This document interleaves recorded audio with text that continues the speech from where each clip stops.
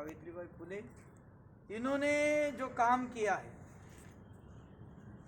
इनसे प्रेरणा लेकर डॉक्टर बाबा साहेब आम्बेडकर जी ने आगे इनका ही कारवां आगे बढ़ाने का प्रयास किया। और यहाँ पर ये मनुवादी नीति, ऐसी कूटनीति है। हमारे जितने भी महापुरुष हैं, वो महापुरुषों को जाति में, उनकी जाति में बंदिस्त करने का काम किया। जैसे संत देखो, सभी संत देखो, संत चोखोबा ये महार होता है, सावता ये माले होता है। जितने भी संत है उनकी जात लगा दी, लेकिन ज्ञानेश्वर है उनकी जात नहीं, वो ज्ञानेश्वर माऊली होता। बाबा साहेब आम्बेडकर को बहुत प्रयास किया कि अछूतों के नेता, महारों के नेता, मागासवर्गीय के नेता, क्रांतिवीर ज्योतिबा फुला को प्रयास किया ये माली समाज के लिए। ऐसे कई लोगों को जाति में बंदिश करने का प्रयास किया। जो बाल गंगाधर तिलक 1920 में एक आथनी कर्नाटक राज्य में एक सभा थी, आरक्षण का चल रहा था माहौल, तो बाल गंगाधर तिलक कहते हैं कि ये शूद्र लोगों को, ये मराठा समाज को संसद में जाने के बाद उधर के हाल चलाने का है क्या? जो तेली लोग आरक्षण मांग रहे हैं, संसद में जाने के बाद उधर क्या गाना चलाने का है क्या? यानी जाति को बदनाम करने वाले, हमारे नेता को जाति में बंदिस्त करने वाले और बहुत ही नजदीक को देखने वाले वो बाल गंगाधर तिलक, वो लोकमान्य बने। किसने दिया लोकमान्य ये पदवी? गांधी जी को किसने दिया महात्मा ये पदवी? हमारे क्रांतिवीर ज्योतिबा फुले को 1953 में बंबई में बुला के सभी समाज के लोगों ने इस ज्योतिबा फुले का ये जो काम है, ये बहुमूल्य काम है, और इसके लिए समाज के लोगों ने उनको सम्मानित करके पगड़ी पहनाकर उनको महात्मा ये पदवी, उनको सम्मानित किया, महात्मा पदवी से सम्मानित किया। गांधी जी को किसने दिया था भाई? तिलक को किसने दिया था? सावरकर को किसने दिया है कि ये स्वतंत्र वीर है? वो तो भाग गए थे वहां से। वो स्वतंत्र वीर कैसे हो सकते? माफीनामा लिख के दिया है उन्होंने।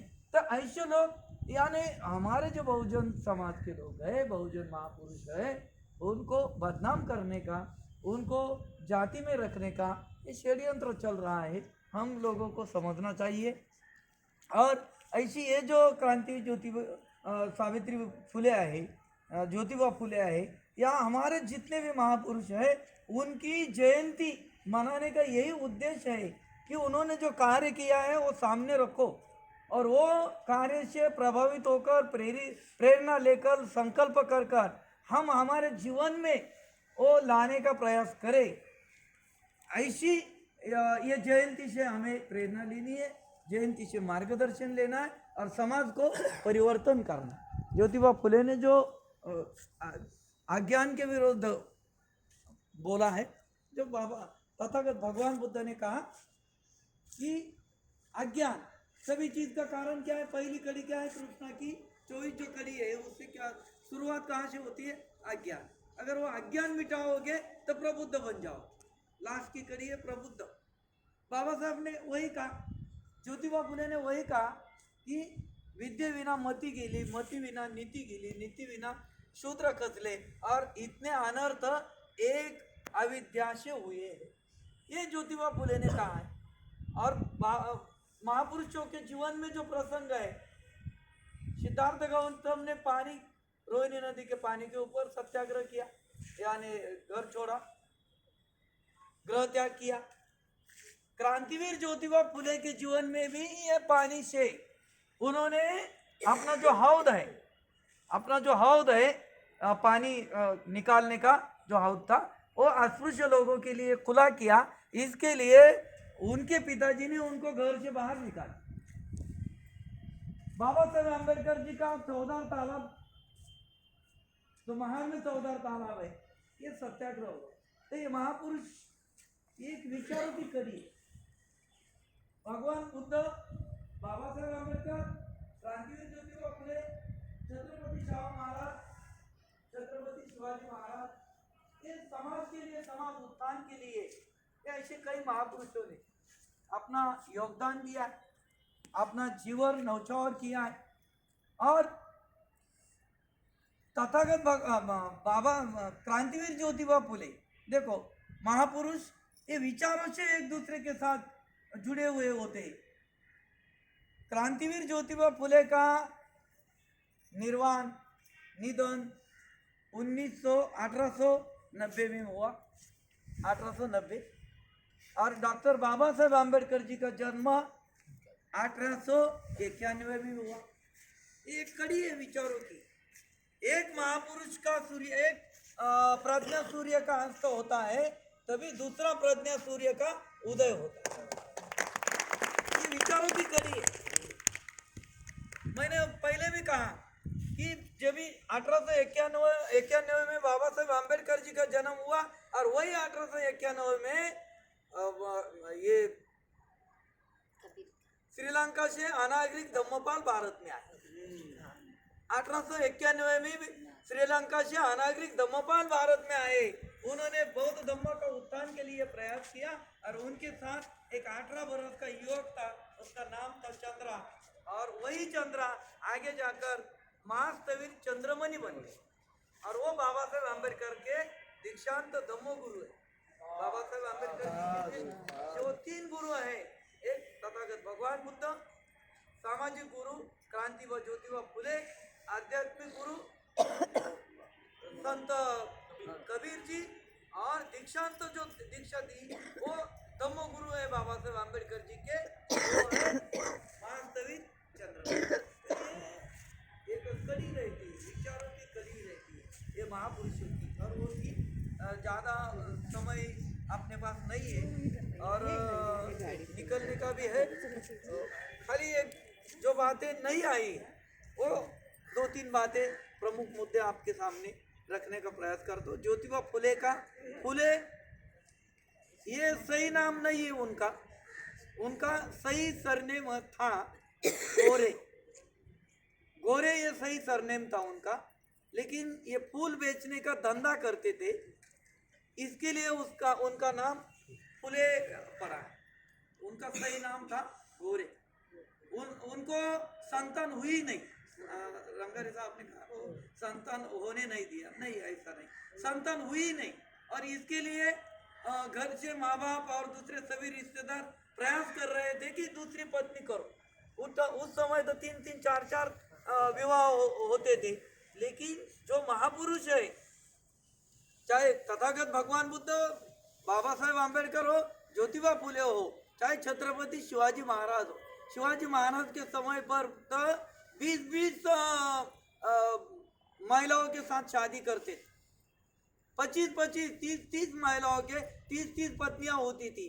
फिर भी शिवाजी महाराज ने खाली करीब 5 महिलाओं के साथ शादी किया। वो राजशाही थी उस समय पे, 16वीं सदी में। तो ये महापुरुष होते। तो ज्योतिबा फुले ने कहा कि मैं दूसरी शादी नहीं करूंगा। उन्होंने दूसरी तरीके से कहा, अगर मुझे, हम लोगों को संतान नहीं हो रही है, तो अकेली सावित्री का दोष नहीं है, वो मेरा भी तो दोष है। अगर सावित्री बोलेगी मैं दूसरी शादी करूंगी तो कैसा लगे? तो ये महापुरुष होते हैं। और इसके लिए उन्होंने जो बच्चा गोद लिया, वो बच्चा भी, वो जो बच्चा था वो काशीबाई नाम के एक ब्राह्मण लड़की थी। वो ब्राह्मण लड़की थी और उनको गलत ये हुआ था। वो अपनी सुसाइड करने के लिए जा रही थी, पीछे से वो लकड़ी पुल पे ज्योतिबा फुले जा रहे थे, उन्होंने उसको पकड़ा और क्या कर रही है, तो बोले मैं तंग आ गई हूँ, क्योंकि पेट में जो बच्चा पल रहा है उसका बाप का ठिकाना नहीं है। ऐसी स्थिति थी और वो उसको लड़की मान के घर पे लेके आए। देखो सोचिए, खाली सोचेंगे तो भी अपन को ये होगा कि जो लड़की सुसाइड करने के लिए अपनी जान देने के लिए जा रही है, उसके पेट में जो बच्चा पल रहा है उसके बाप का ठिकाना नहीं है, और ऐसी लड़की को घर पे लेके आना और उनका पालन पोषण करना कितना बड़ा मन होगा, उनका कितना ब्रॉड माइंड है। इसके लिए तो उनको महापुरुष कहते। हम ऐसी लड़की कोई घर पे लेके आएंगे तो क्या बोलेगी, और क्या बदचलन लड़की को घर पे लेके आए, कैसी कहाँ से पकड़ के लेके आए। उनका डिलीवरी किया ज्योतिबा फुले ने, और उनका जो बच्चा हुआ उनको गोद लिया, और गोद लेने के बाद उनको पढ़ाई लिखाई की और वो डॉक्टर बन गया। बाबा साहब आम्बेडकर जी ने जो अपने बच्चे का नाम यशवंतराव रखा, वो आदर्श था ज्योतिबा फुले। ज्योतिबा फुले जैसा हमें हमारा बच्चे को भी पढ़ाना लिखाना और ये काम करना है, सामाजिक काम करना है। वो नाम यशवंतराव रखा बाबा साहेब आम्बेडकर जी का, जिनको आप हम सभी लोग भैया साहेब आम्बेडकर कहते। तो ये महापुरुषों की विचारों की कड़ी। आगे चलकर खाली एक बच्चे को नहीं पढ़ा, उन्होंने ऐसा डिक्लेयर किया, जाहिर किया, पेपर में दिया कि जिनको ऐसे अवैध बच्चे अगर हैं, उनको डिलीवरी होना है तो हमारे पास हम चुपचाप डिलीवरी करेंगे, उनका नाम डिक्लेयर नहीं करेंगे। ऐसा कहने वाला कौन है आदमी आज समाज में? है क्या कोई ऐसा करने वाला कि आपको भले कैसा भी बच्चा ये प्रेग्नेंट है, आप इधर आओ और हमारे उधर डिलीवरी हो जाओ, आपका नाम डिक्लेयर नहीं करेंगे, और वो बच्चा इधर ही छोड़ के जाने का है। वो बच्चे आप चाहे तो छोड़ के जा सकती है, आप जाओ डिलीवरी होने के बाद जाओ।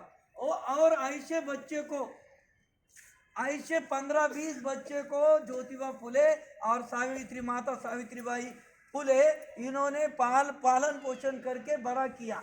कितना बड़ा मन है उनका। दूसरे के बच्चे नहीं तो हम बोलेंगे अरे कहाँ से कहाँ किसके बच्चे हैं, क्या इसको संभालने का काम है, और बच्चे रात को।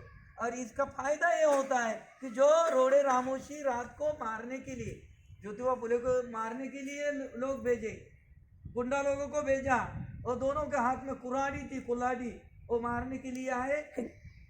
ज्योतिबा फुले अभ्यास कर रहे थे, वाचन कर रहे थे, वो दोनों ने देखा सब सुनसान, लेकिन हुआ क्या, एक बच्चा रोने को लगा, उसमें से एक बच्चा रोने को लगा। इसके लिए ज्योतिबा फुले ऊपर देखा, उन्होंने ऊपर देखा तो ये सामने दोनों खड़े, दोनों बाजू, वो कुल्हाड़ी लेके इनको मारने के लिए। तो तभी उन्होंने पूछा अरे भाई क्या कर रहे हैं, काहे के लिए आप आए इधर? तो बोले आपको मारने का हमें ये दिया है, सुपारी ली है, आपको मारने का है। तो मुझे मार के आपको क्या मिलेगा? तो बोले पैसा मिलेगा। ठीक है, पैसा मिलेगा तो पैसा के लिए मारो, लेकिन बाद में ये सभी बच्चों का आप पालन पोषण करो। हाँ, वो पैसे से ये बच्चे का पालन पोषण करो। उनके आंख में आंसू आ गए, वो दोनों के गुंडा लोग, उनके आंख में आंसू आ गए, दोनों ज्योतिबा फुले के पैर पड़ गए और बोले आज से हम आपके शिष्य हैं, आप जो धम्म का, आप जो समाज का परिवर्तन कर रहे हैं वो सही है। हमने आज हमारे आंखों से देखा है 15-20 बच्चे यहाँ पे एक ऐसा सोया हुआ है, पानी में है, छोटे है, बड़े है, ऐसे बच्चे। तो ये जो काम है ये समाज उत्थान का काम है, और वो ज्योतिबा फुले, क्रांति माता सावित्रीबाई फुले इन्होंने किया। ये केशवपन यानी पति के निधन के बाद ये बाल काटने पड़ते थे। स्त्री को सुंदर नहीं दिखना चाहिए, इसके लिए। और ये प्रथा ब्राह्मण लोगों में थी। सावित्रीबाई फुले, ज्योतिबा फुले ने सभी नाई लोगों को बुलाया और उनको कहा कि ये जो कुप्रथा चल रही है ये गलत है, तो आप लोग हमें सहकार्य करें। और नाई का संप उन्होंने हड़ताल ये किया, और वो हड़ताल इसके लिए किया कि ये केशवपन बंद होना चाहिए। तो महापुरुष कोई जाति नहीं देखते। हमारे समाज में कोई केशवपन नहीं हो रहा था। बाबा साहब ने जो हिंदू कोड बिल लाया और संपत्ति का अधिकार दिया, तो हमारे पास संपत्ति नहीं है। हमारे माँ बहन हमारी बेटी को देने के लिए हमारे पास संपत्ति नहीं है।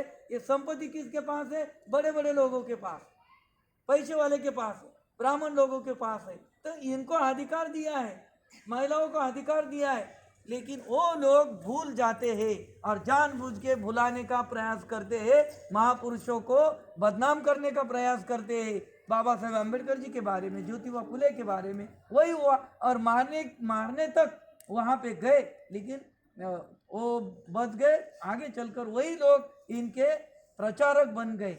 और ज्योतिबा फुले ने सत्यशोधक धर्म, सत्यशोधक समाज, ऐसा एक समाज का 1973 में 1973 में उन्होंने निर्माण किया।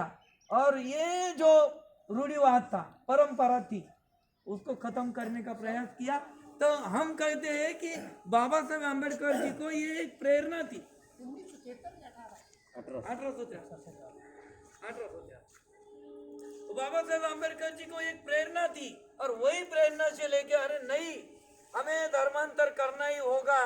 बाबा साहेब अम्बेडकर जी ने 1935 में 13 अक्टूबर येवला के मुक्ति भूमि पर घोषणा की कि हिंदू धर्म में जन्म लिया, ये मेरे हाथ में नहीं था, लेकिन मरते समय मैं हिंदू होके नहीं मरूंगा।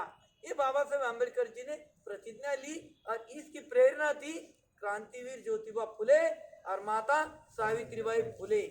तो ऐसे कई प्रसंग है कि ये महापुरुषों की विचारों की जो है ना, वो श्रृंखला जुड़ जाती है और महापुरुषों के विचार एक होते हैं। और ये हमें तथागत भगवान बुद्ध क्या, बाबा साहेब अम्बेडकर जी क्या, क्रांतिवीर ज्योतिबा फुले क्या, ये एक समान, ये समाज उत्थान के लिए उन्होंने जो भी काम किया है वो समाज उत्थान के लिए काम किया है, समाज को ऊंचा उठाने के लिए काम किया है। बाबा साहब हमेशा कहते थे कि महापुरुषों की जयंती मनाते समय ये ध्यान में रखो कि समाज का उत्थान होना चाहिए, बौद्धिक स्तर ऊंचा होना चाहिए। खाली जुलूस निकालने से, मिरवणूक निकालने से, बाबा साहेब अम्बेडकर जी की प्रतिमा निकालने से नहीं चलेगा। बाबा साहेब अम्बेडकर जी को, क्रांतिबा ज्योतिबा फुले को हमें माइंड में लेना पड़ेगा, हमें विचारों में लेना पड़ेगा, उनका आदर्श हमें सामने रखना पड़ेगा और वो आदर्श के ऊपर हमें चलना पड़ेगा। लास्ट का पॉइंट बताता हूँ कि उस समय लड़का यानी अपना दीवा, वंश का दीवा ऐसा कहा जाता था। और अभी तक गई 25 बरस पहले भी कोई महिला ने अपने पति को या पिताजी को अग्नि दिया नहीं है, महिला को अधिकारी नहीं था। लेकिन 1890 साल में जब भी ज्योतिबा फुले इनका निधन हुआ, ये सभी लोगों ने प्रयास किया, वहाँ पे चर्चा विचार विमर्श होते रहा कि यशवंतराव फुले जो है दत्तक पुत्र, वो तो इनका अधिकृत पुत्र नहीं है। फिर ये ज्योतिबा फुले को पानी कौन देगा? वो ये पकड़ा जाता है हंडी, वो मटका कौन पकड़ेगा? वो मटका पकड़ने के लिए उनके भतीजे को बुलाना पड़ेगा और भतीजा इनके खिलाफ थे, इनके विचारों के। वो भतीजे जो है उनके विचारों के थे, ब्राह्मण विचारसरणी के थे। और इसके लिए ये तेढ़ निर्माण करने का प्रयास किया। क्रांतिबाई ज्योतिबा माता सावित्रीबाई फुले ने देखा और कहा जरूरत नहीं है मुझे किसी की, मैं पकड़ूंगी ये मटका, मैं पकड़ूंगी। वो ज्योतिबा सावित्रीबाई फुले ने वो मटका उठाया और ज्योतिबा फुले के आगे चलने लगी। ये थी विचारों की क्रांति, ये थी विचारों की क्रांति कि जिस समय पे बच्चा ही चाहिए, लड़का ही चाहिए, उस समय पे खुद के पति को अग्नि देने का काम क्रांति ज्योति सावित्रीबाई फुले ने किया है। और उन्होंने लास्ट तक अपना ये काम बढ़ाते रहे। जो प्लेग की साथ जो कहा जाता है, ये जो चूहा होते हैं, चूहा से वो प्लेग निर्माण होता है। और वो ऐसा आदमी को किधर भी इधर किधर भी ऐसा इतना गोला आता है, गोला गाठ गांठ आती है और गांठ आने से वो आदमी मर जाता है।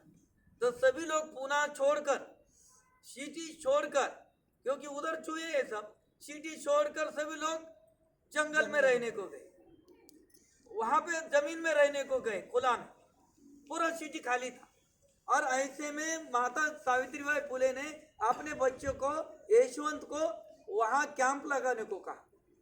उधर जंगल में उसका कैंप था और कैंप में सभी लोग तो आ नहीं सकते, ये जो जिसको लागन हो गई है ये प्लेग की, वो सभी आ नहीं सकते। तो सावित्री माता उनको सबको लेके जा रही थी और इतने में एक बच्चा, जो अछूत बच्चा जो जा नहीं सकता, उसको लागन हो गई और उन्होंने उनको अपने पीठ पर लिया। उनको पीठ पर लेके वो माता सावित्रीबाई, उस समय उनका एज कितना रहा होगा, 1857 साल में, जिनका जन्म 31 में हुआ, तो 60 बरस के ऊपर, 67 था। तो 67 ईयर्स ओल्ड वो माता वो बच्चे को पीठ पर लेके जा रही थी, उसको लागन हो गई और बीच में रास्ते में वो गिर गई वो, और वहां पे उनका निधन हो गया। यानी अंतिम श्वास तक उन्होंने समाज उत्थान के लिए, समाज सुधारना के लिए ये सब काम किए। हम सभी लोग एक साथ मिलकर, एकजुट मिलकर, अज्ञान, अंधश्रद्धा, अंधविश्वास, हमारी बाई सीताबाई, बहुत अच्छा नाम रखा है, अरे इधर सीता सावित्रीबाई। तो ये नारी इसका काम कर रही, लेकिन वो बोली कि वो थोड़े थोड़े पीते, पर मैं बोलती हूँ का लिमिट में